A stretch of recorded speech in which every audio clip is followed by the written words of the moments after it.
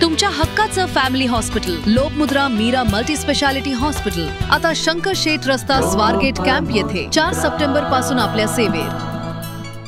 या 5 दिवसांपासून मराठा आरक्षणावरून मनोज जरांगे पाटील यांचं आझाद मैदानामध्ये आंदोलन सुरू होतं आणि काल मनोज जरांगे पाटील यांनी आपलं जे आंदोलन होतं ते मागे घेतलं होतं। मात्र आपण जर बघितलं आझाद मैदान परिसरामध्ये मिनरल वॉटर जे आहे त्याच्या बॉटलचा खच आपल्याला प्रत्येक भागामध्ये पडल्याचं चित्र सध्या पाहायला मिळतं। आता ज्या ह्या बॉटल्स आहेत हे आता मुंबई महापालिका त्यांच्या ताब्यात असणार आहेत, कारण की आता मुंबई महापालिका जे ह्या बॉटल्स आहेत ते आता घेऊन जात आहे आणि सार्वजनिक जे मंडळ असतील त्या ठिकाणी हे पिण्याच्या पाण्याच्या बॉटल्स त्या ठिकाणी देण्यात येणार आहेत।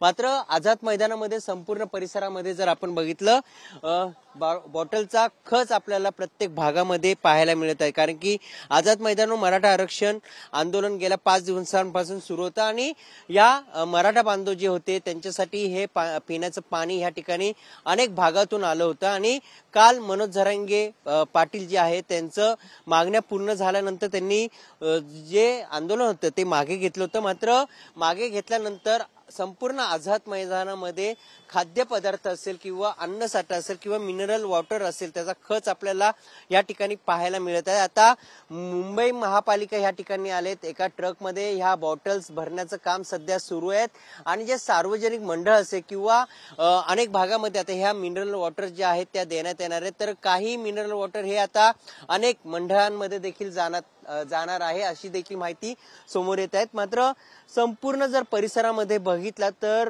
मिनरल वॉटरचा खच आपल्याला पाहायला मिळत आहे आणि लवकरात लवकर आता हा जो मैदान आहे हा बीएमसी लवकरात लवकर आता पूर्ण साफ करण्यात आता तयार केले आहे। कॅमेरा अमित शिगवणसह मयुराज जाधव, TV9 मराठी, मुंबई। तुमच्या हक्काचं family hospital Lokmudra Meera multi speciality hospital आता शंकर शेठ रस्ता स्वारगेट कॅम्प येथे 4 सप्टेंबर पासून आपल्या सेवेत।